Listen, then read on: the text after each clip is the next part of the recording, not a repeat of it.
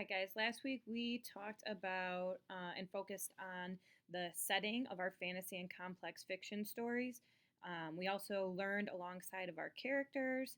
And today and this week, we are going to focus on the problems our characters face. You guys have probably noticed this in complex fiction and in fantasy. Our characters face not just one problem, they're facing multiple problems, and there's usually a quest or a journey that they have to go on in order to get through those problems. So let's take a look here. We have an organizer here that'll help us summarize text when we get to that. All stories have a problem that the main character, also known as a protagonist, has to solve. In novels, sometimes the main character has a main problem to solve, but then finds new problems along the way. So, using an organizer like this can help us keep track. Okay? And like I said, we'll practice this later on in the week. Another way that we can keep track would be through a picture. So here we have the beginning of our story. We're introduced to the main problem. So in the case of Firestorm, Poppy's main problem is to get away from Ma Brennan. She doesn't want to live that life. But then along the way, she comes across secondary problems. And she come more than that, right? She's come across multiple problems so far. Um, all of these important events and these smaller problems lead up to our climax, which we haven't really gotten to yet, so I don't want to spoil anything. And then, of course, as you guys can predict, we're going to have some kind of end resolution here at some point. So, tomorrow we are going to practice writing an entire paragraph summarizing text, but today I want us to practice writing down the problems that we're facing. So, let's go to chapter 38 of Firestorm, A Surprise at the Parish House. Now, this was assigned to you guys on Friday, so it may sound familiar. Justin was ready for church, but he didn't want to go. He really liked his future brother in law, Forrest, but the sermons were boring, at least to Justin. I wish Mother would let me stay home today. After the wedding, I just know Claire and Mother will make me go to church every single Sunday. But right now, I just want to find TikTok and Poppy instead of sitting for hours in a hard pew. He went to the parlor where Father was enjoying his Sunday morning coffee and newspaper. Do I have to go to church today? Justin asked. I could be out looking for Poppy and TikTok. Father put down the paper and scrutinized his son. Justin, Forrest is giving a sermon about telling the truth and taking responsibility for your own mistakes. You might benefit from listening. I know. I'm trying my best to take responsibility for my own stupid mistakes, Justin sighed. He knew that it would be of no use to argue. During the church service, it was hard for Justin to keep his eyes open. It wasn't because Forrest's sermon was more tiresome than usual. It was because his message was more for grown-ups than it was for kids like Justin. Did ministers know that kids needed help too? Justin did hear one thing that stuck in his mind.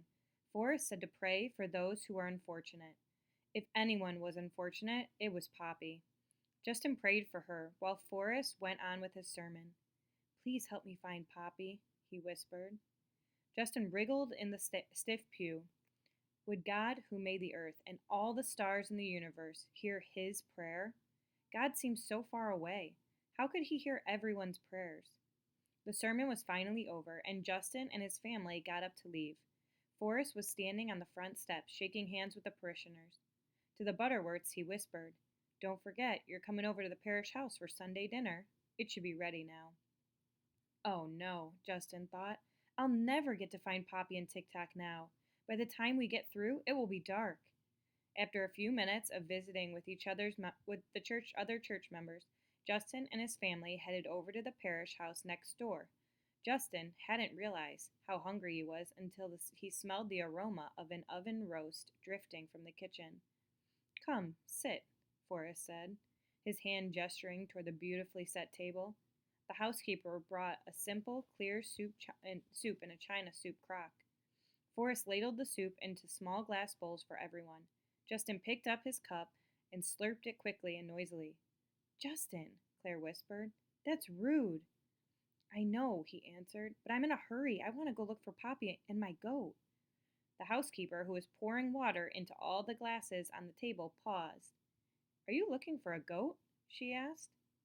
Yes, my little goat was stolen, Justin replied. Well, there's a young goat tied up out in our backyard. I wonder where it came from. Could it be yours? She asked. Justin jumped up and ran through the kitchen to the back door. Tick tock! Justin leaped off the porch steps and flew to his pet. The tiny kid bleated and her tail waved back and forth rapidly.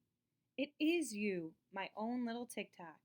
Justin opened his arms and Tick Tock plunged headlong into his embrace. All right, so let's take a look at our organizer. So in this chapter, our somebody is Justin. Okay, and what did he want to do in this chapter? He wanted to,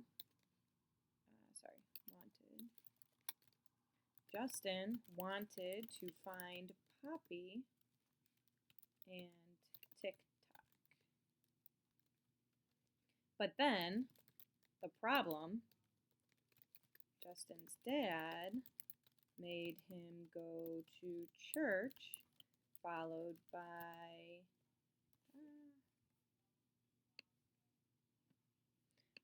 by dinner at Forrest's house, which took up precious time. Important events. Justin prayed for Poppy and also Justin prayed for Poppy. He told Claire why he was being rude,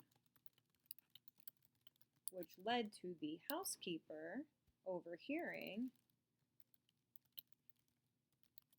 and told him she saw Tick Tock. So now, while we don't have a solution to his entire problem, because his entire problem, he wants to find Poppy and Tick Tock, the solution in this chapter was he found Tick Tock. Tick Tock was left in the yard. So this is how you would fill out this organizer. You guys are going to try to do this with another chapter in Firestorm today, and then we will work on summarizing text tomorrow. Good luck, guys.